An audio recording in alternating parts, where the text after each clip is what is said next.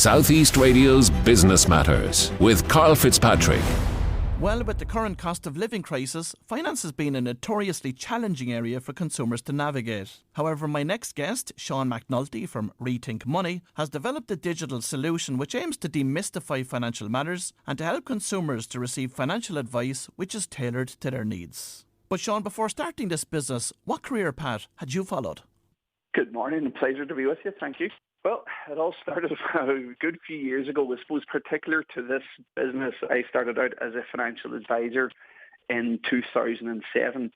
At that time, I was working for a national chain and, working from home, even way back then, was my office. But I was tasked with driving all around the county and talking to members of the public sector, advising them on their finances, their superannuation, mortgages, life cover, all these facets.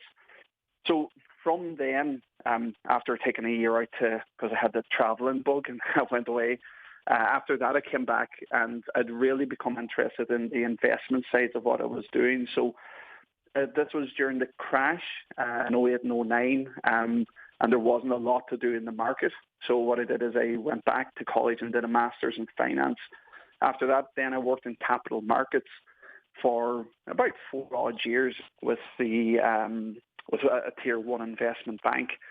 From there, then I found I lost appetite for the capital markets, and I really missed the financial planning side. I really missed helping people understand their personal finances. So actually, what happened is I'd married 2 sets of skills, one from the capital markets and one from financial planning. And what I did is I started to build a software, even back then, this is 10 years ago, that would help people understand their finances better. So I went out and set up a company called My Money Platform. And what we did then was built a financial planning automation software for banks and insurance companies so that they could streamline their internal processes. So we had good traction with that business. But what we found out is that our desire to influence the market and give them a very accessible tool, that desire was different from what the banks and the large insurance companies wanted. And while we had good traction with the business, we felt that we needed to pivot and not go through a partner like one of the banks. So provide us with an insight into the software. So ReThink Money is looking to consumers to provide them with an all-in-one solution to manage their personal finances. So typically within 1 minute, you can log into the system and answer 10 simple questions about you, not your personal information, but just about your finances. And within that minute, then the software will actually produce you with a personal financial plan, particular to your own situation. It has built-in scoring algorithms that are actually able to automate financial advice for you and give you scores for the overall health of your finances. And then you can drill into each area, for example, protection and life cover or income protection, and then it will give you a score for the health or the shortfall in that area of your finances. So not only that, then it'll give you an action plan, a step-by-step guide on what you can do to actually improve that area of your finances or the overall health score. So the system itself is free to use. So what's in it for ReThink Money? So ReThink Money, like the other 1,500 to 2,000 brokers registered in Ireland, we work on commission. So we're commission-based in that if you go through the platform and actually, let's say, for example, you discover a shortfall in your life cover, you can sign up there and then to get a life insurance policy at even discounted rates. And once we arrange that policy, then we get paid a commission based off that policy being brought to that provider. Where are the shortfalls when it comes to financial literacy? The number one problem we find is financial illiteracy, is that whole problem that we're not taught or educated on how to manage our personal finances. Like we all know, money makes the world go round, and goodness knows we work long and hard enough to get the money coming into the household, but we're not taught on what to do with that money when it comes in. It's like saying that, if you don't tell your money what to do, if you don't have a plan for it, you'll end up wondering where it went. So what we want to do is through simple education and through simple tools, give you a resource that's able to paint that picture of your finances for you and give you that advice. So, like, addressing that need of teaching people about their personal finances. Another shortfall in the industry is there's a few dark corners in financial services. And this is just the uncertainty of where to turn or who to trust or where to go for financial advice.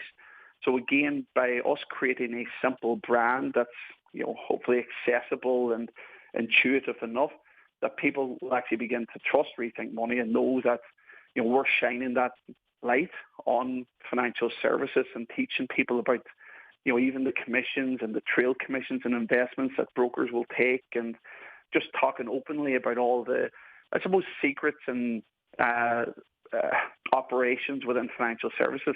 And in terms of people's ability in general to plan for the future, how would you describe that here in Ireland?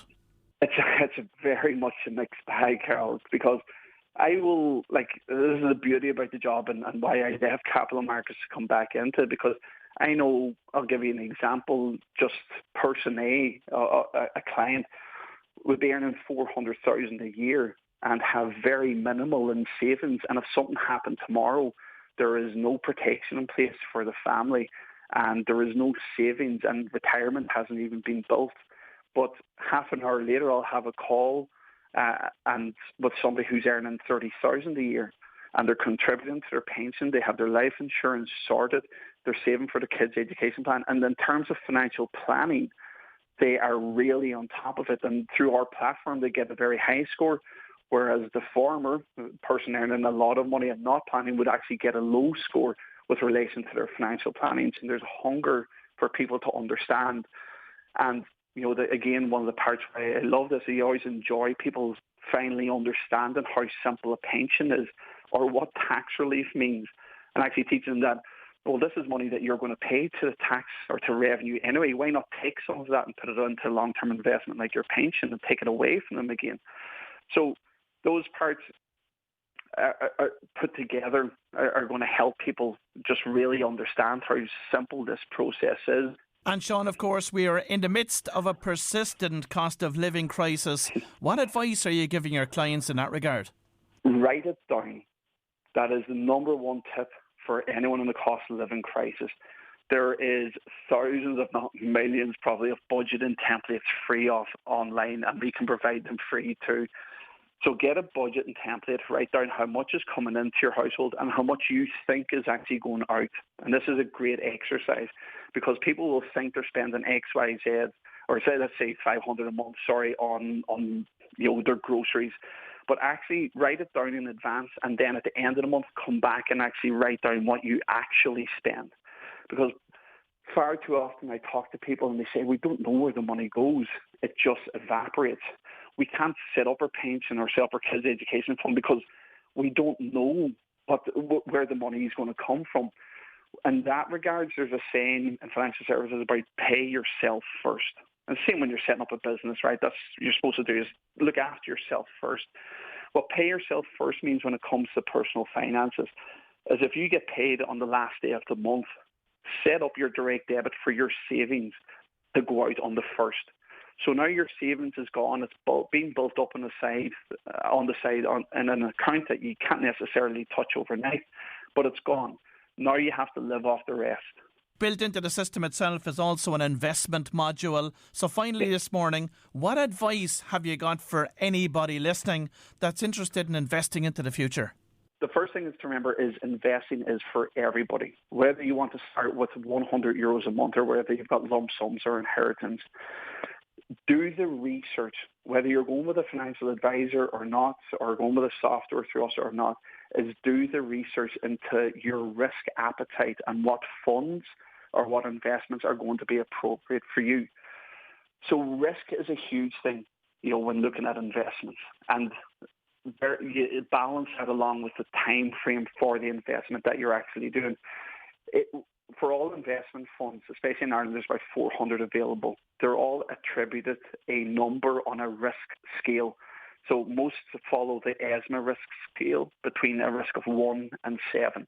1 being very unrisky and put the money underneath the mattress and walk away, and 7 being, you know what, this is long term. I'm going to invest in very high risk stocks in emerging markets.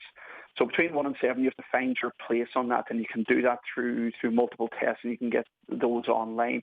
But then filter down into the funds that you actually like and suit. And then there's some things about personal beliefs and about environmental and social governance, investing, things like that, that people might find themselves levitating towards.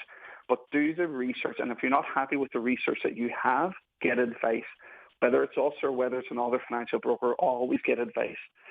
And then, ultimately, look at the costs. Going into any financial contract, always read the costs in the small print.